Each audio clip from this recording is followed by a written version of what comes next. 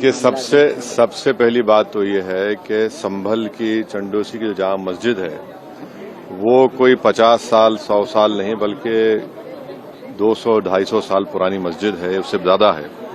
वहां पर कोर्ट की तरफ से बगैर मस्जिद के जिम्मेदारों को कमेटी को सुने उन्होंने एक एक्स पार्टी ऑर्डर पास कर दिया, वो गलत है।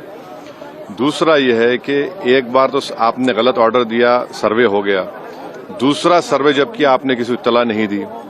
तीसरी बात यह है कि पुलिस का ये काम था कि मस्जिद कमेटी को कॉन्फिडेंस में लेते या वहां की पीस कमेटी को।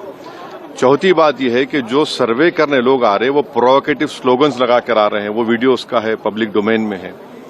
और उसके बाद जो वहां पर वायलेंस हुआ जिसमें 3 मुसलमानों को गोली लगी, उनकी मौत हुई, हम इसका कंडेम करते हैं। ये फायरिंग नहीं बल्कि मर्डर है। और जब से बाबरी मस्जिद राम मंदिर का जजमेंट आया, जिस बात को मैं पर्टिकुलरली कह रहा हूं कि उस जजमेंट के बाद ये सब चीजें खुलेंगी और एक के बाद एक खुल रही हैं।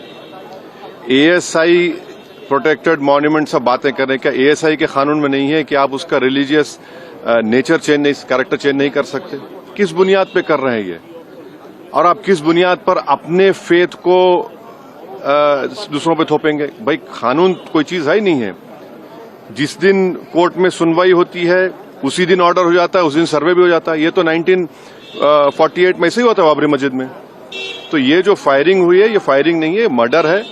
और जो भी ऑफिसर्स इन्वॉल्व है उनको सस्पेंड करना चाहिए और एक सिटिंग हाईकोर्ट जज से उसकी इंक्वायरी होनी चाहिए। ये सरासर गलत है, जुल्म हो रहा है वहां पर। तो संभल में वहां के सांसद के एफआईआर दर्ज कर दिया गया। आप जिस पे चाहे कर लीजिए भाई, जिस पे भी चाहे कर लीजिए, जज आप, जूरी आप, सब आप, तो बचेगा क्या फिर? अब सर, जेपीसी में आप लोगों ने समय मांगा है, क्या कहेंगे? जी, जैसा अभी आपने हमारे डेलीगेशन तरफ से बोला गया है, मैं उसको रिपीट करना नहीं चाहता। मगर स्पीकर साहब ने बड़ी इत्मीनान से हमारी पूरी जितने मेंबर्स 11 नॉन बीजेपी एमपीज गए थे उनकी बात को सुना। वो बोले कि इसके ऊपर कंसिडर करेंगे और हमको उम्मीद है कि ऑनरेबल स्पीकर साहब इसका टेन्योर बढ़ाएंगे। क्योंकि आप देखिए, बंगाल नहीं गई कमेटी, बिहार हम लोग नहीं गए, उत्तर प्रदेश में शिया वक्फ की प्रॉपर्टीज को हमने नहीं देखा। तो ऐसे कई, दिल्ली के मंत्री को बुलाना है, ऐसे कई स्टेट्स है जहां पर कमेटी को जाना चाहिए। वो स्टेक होल्डर्स हैं, उनकी बात को सुनना बहुत जरूरी है।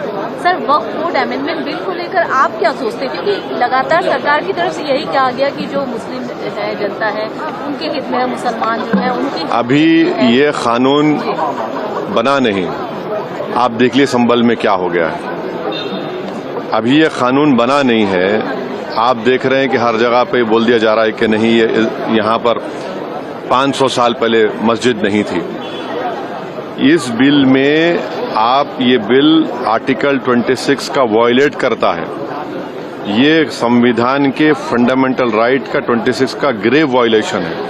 ये बिल कलेक्टर को इतने पावर्स दे रहा है कि कलेक्टर तय करेगा कि कौन सी वक्फ प्रॉपर्टी है नहीं है। ये कैसे होगा? कलेक्टर कैसा जज होगा अपने ही केस में?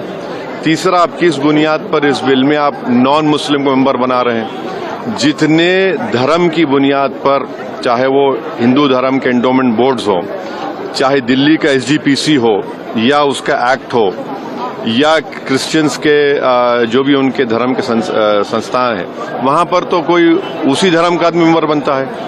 आप तो कंपलसरी स्टेट वक्फ बोर्ड में जहां पर 11 मुसलमान बनते थे, वहां पर आप मेजॉरिटी नॉन मुस्लिम बनाना चाह रहे हैं। सेंट्रल वक्फ काउंसिल में मेजॉरिटी ऑफ नॉन मुस्लिम बनाना चाह रहे हैं। क्यों करना चाह रहे हैं आप? ये क्या मकसद है आपका?